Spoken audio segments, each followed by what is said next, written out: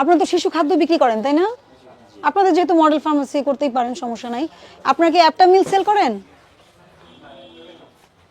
বিদেশি বিদেশি কি সেল করেন শিশু খাদ্য? ইনফ্যান্ট ফর্মুলা, পেডিয়াট্রিশিয়ান না আমি, ইনফ্যান্ট। এই যে নেন নেন,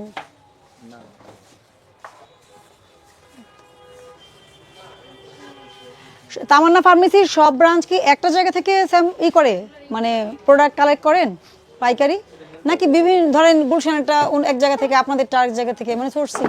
সোর্স ম্যাডাম যেগুলো আমাদের ওই ব্রাঞ্চেস ওগুলো ওরা নিজস্বভাবে আলাদা করে, আর আমরা যেগুলো মেইন ব্রাঞ্চ সেগুলো ওই তালমুড়িতে থেকে গুলশান। মেইন ব্রাঞ্চ কয়টা? মেইন ব্রাঞ্চ এটা গুলশান আর হচ্ছে বসুন্ধরা।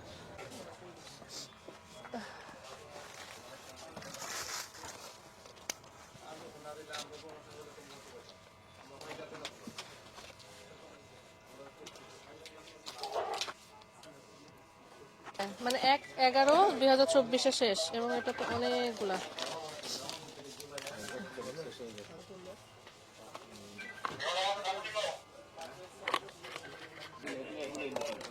এই যে 1/4 মেয়াদ শেষ, এই যে ধরো মেয়াদ শেষ এগুলো।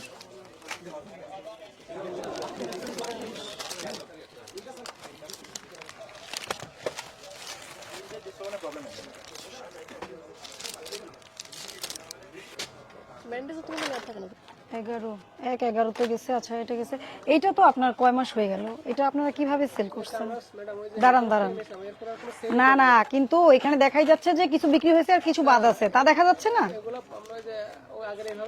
না না, আপনি যখন নতুন ব্যবসা নিবেন, আপনি আগের উনার কি কি সমস্যা আছে ওটা আপনি খুঁজে বের করে ফেলে দিবেন না।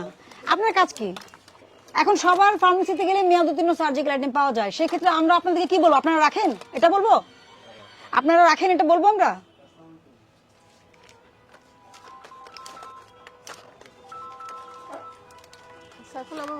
জুলাই মাসে গেছে, তা আপনারা এতদিন সময় পাননি? হতে পারে ওনাদের কাছে হয়তো ছিল, কিন্তু এটা কি সময় পাননি? আপনি বলছেন কি এটা জুলাই মাসে এটা মেয়াদ শেষ হয়ে গেছে। আপনাদের এই দোকানটা আপনারা নিয়েছেন কবে বলেন? কত বছর? 1.5 বছর। তাহলে আপনি যখন দোকান নিয়েছেন তখন তো এটার ডেট ছিল, তাহলে ডেট শেষ হলে দায়িত্ব কার? তাহলে আপনি আরেকজনের দোষ দিচ্ছেন কেন? তাই না? আপনি তো 1.5-2 বছর আগে দোকানটা নিয়েছেন, তাহলে এখন মেয়াদ উত্তীর্ণ হলে এটা আপনার দায়িত্ব।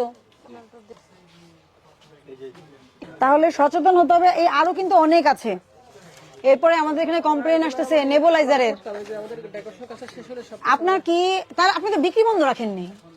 আপনার প্রতিষ্ঠান বন্ধ থাকলে তো আমরা ঢুকতাম না, তাই না? আপনার বিক্রি তো চলমান, তাহলে কি করতে হবে? আপনাকে এটা মেনটেন করেই চলতে হবে।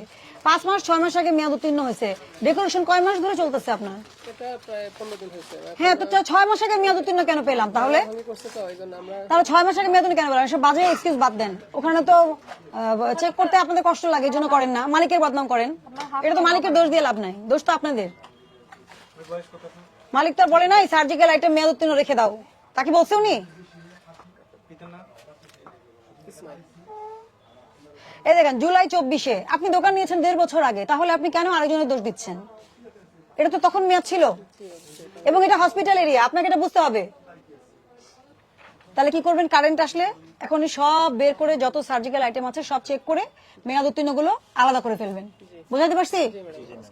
অপরাধ পুনঃসংগঠনের দণ্ড দিতাম আজকে আমি 1 লক্ষ টাকা দিলাম না। আপনাদের ঔষধ আগের চেয়ে আপনারা একটু ডেভেলপ করেছেন, কিন্তু এগুলো বিএসটি এর লোগো ছাড়া সেল করা যাবে না। কারণ কি? এটা বিএসটি এর ম্যান্ডেটরি পণ্য, এই জন্য। এবং আমদানি কারক স্টিকার লাগবে, এটাও তো জানে, ভ্যালু সাহেব না জানার কোনো কারণ নাই। এবং এটা এমআরপি থাকতে হবে তো, এমআরপি থাকতে হবে তো। এই 51 ধারায় 50,000 টাকা ফাইন করা যায়, ঠিক আছে? আমি আপনাদেরকে সতর্কতামূলক 25,000 টাকা সতর্কতামূলক জরিমানা করা হলো, দ্রুত জরিমানা পরিশোধ করবেন।